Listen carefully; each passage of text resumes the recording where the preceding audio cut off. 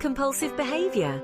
Have I really locked the door? Is the iron still switched on where possible? Isn't this picture hanging askew? Everyone is familiar with harmless, obsessive thoughts from everyday life.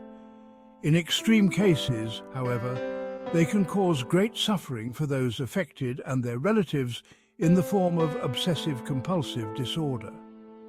Those affected feel compelled to repeat certain actions or thoughts frequently.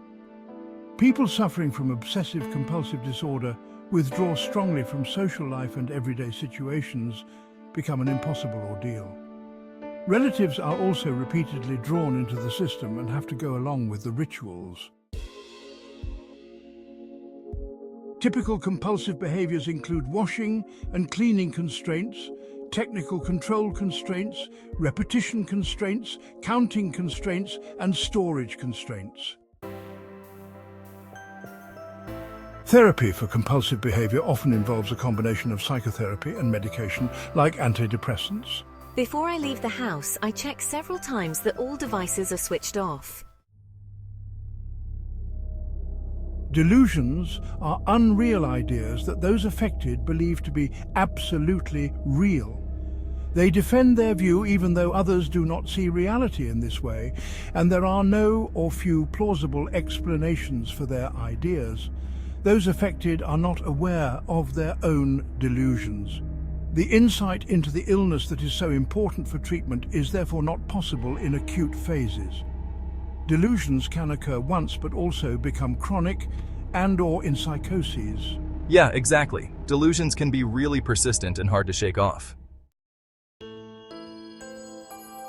Delusions can manifest in various ways. Unrealistic things like Martians or flying cars are easily recognized as delusional. Aliens live in my garden. When it comes to delusions, some ideas can be recognized easily. Others are less easy to identify. For example, if someone is convinced of the fixed idea that their partner is being unfaithful, it is completely pointless to question a delusion with arguments. The person concerned will reject any argument, perceive you as their opponent, and defend their position even more aggressively. Playing along with the delusional ideas to diffuse the situation and seemingly concede is also the wrong approach. Stick to your position and realize that you obviously have a different view. This can usually be accepted by those affected if discussed in a calm atmosphere. Suicidal behavior is a serious concern. In Austria, there are 3 times more suicide victims per year than road deaths. Many people could be saved from suicide if the danger was recognized in time. Anyone who talks about suicide doesn't do it. He or she just wants to draw attention to themselves. Those who really want to kill themselves are unstoppable anyway. Dangerous cliches like these are firmly anchored in the minds of many.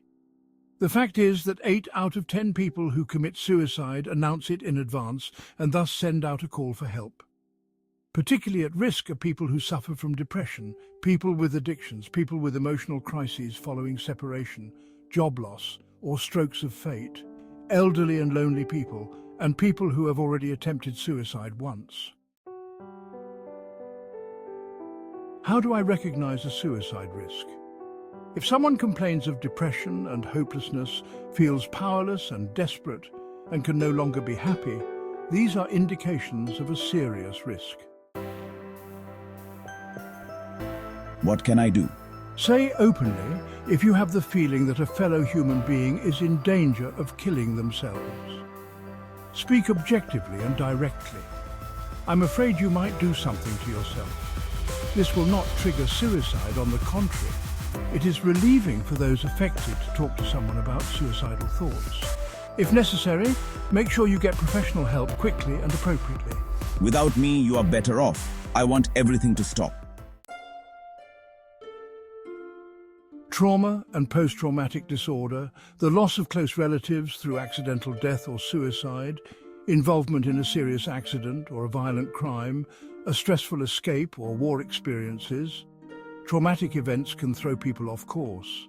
A severe state of shock can lead to a temporary state of being out of it, unconscious wandering, speechlessness and loss of memory.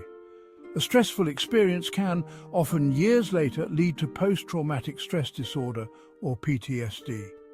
It is a delayed psychological reaction to an extreme crisis situation, typically characterized by symptoms of re-experiencing, which impose themselves on those affected in the form of memories, anxiety, and daydreams or flashbacks. Symptoms of avoidance such as indifference and emotional blunting also occur. Those affected also consciously avoid activities and situations that are reminiscent of the trauma. Signs: sleep disorders, irritability, increased vigilance, trauma and post-traumatic stress, concentration difficulties. I have to think about the accident day and night. Memories of the event are repressed. Frightfulness. Therapy. The aim of therapy is to cope with the experience and reduce the stress reaction. This can take the form of outpatient psychotherapy or, in severe cases, inpatient therapy. If necessary, medication can also help.